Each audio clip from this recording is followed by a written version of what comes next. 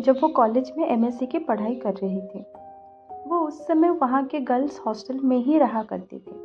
परीक्षा से पहले वो और उनकी कुछ सहेलियाँ लाइब्रेरी में पढ़ाई कर रही थी। पढ़ाई करते हुए रात के 12:30 बज चुके थे। उस लाइब्रेरी में केवल 6 लड़कियां ही थी। लाइब्रेरी में सन्नाटा छाया हुआ था। सारा हॉस्टल एकदम शांत था। तभी उनमें से एक लड़की ने कहा कि बस यार, पढ़ पढ़ के बोर हो गए हैं, क्यों ना कोई गेम खेले जिससे दिमाग भी फ्रेश हो जाएगा और नींद भी आ जाएगी। सब उसकी बात से सहमत हो गए। उनमें से एक लड़की, जिसका नाम पूजा था, बोली कि चलो हम सब किसी आत्मा से बात करते हैं। ये सब कहकर वो अपने कमरे में गई और ओजिया बोर्ड लेकर आई, जिस पर A to Z तक अल्फ़ाबेट, 0 से 9 तक नंबर और किनारों पर येस और नो लिखा था। पूजा ने बोर्ड के चारों किनारों पर 4 मोमबत्तियां जलाईं और फिर लाइब्रेरी की सारी लाइट्स बंद कर दी। फिर उसने सिक्का बोर्ड के बीच में रख दिया। उनमें से 2 लड़कियां तो डर के मारे अपने कमरे में चली गईं और बाकी चारों ने उस सिक्के पर एक एक उंगली रख दी। फिर पूजा ने कहा कि कोई डरना मत और यहाँ से उठना मत, वरना आत्मा नाराज हो जाएगी।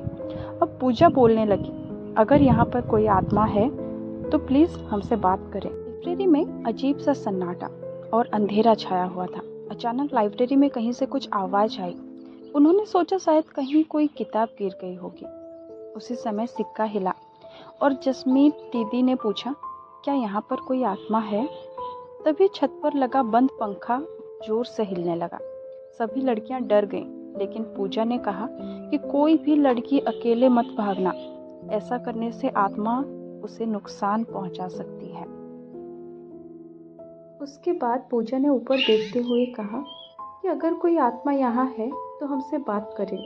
कुछ देर तक सन्नाटा रहा और अचानक सारी मोमबत्तियां बुझ गईं और लाइब्रेरी से कदमों की ठक ठक की आवाज़ आने लगी। सभी लड़कियां डर के मारे भाग गईं, लेकिन जसमीत दीदी पीछे रह गई और उनसे दरवाज़ा नहीं खुल रहा था। अचानक उन्हें लगा कि कोई उन्हें पीछे की तरफ खींच रहा है।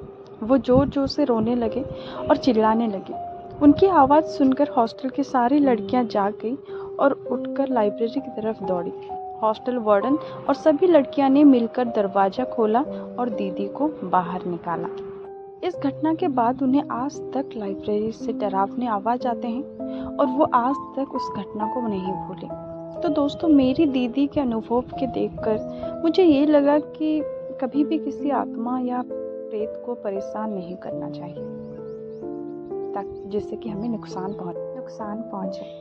सो दोस्तों, अगर ये कहानी आपको अच्छी लगी और इस तरीके की और भी कहानी अगर आप सुनना चाहते हैं तो प्लीज़ हमारे चैनल को लाइक एंड सब्सक्राइब कर दीजिए। Thank you.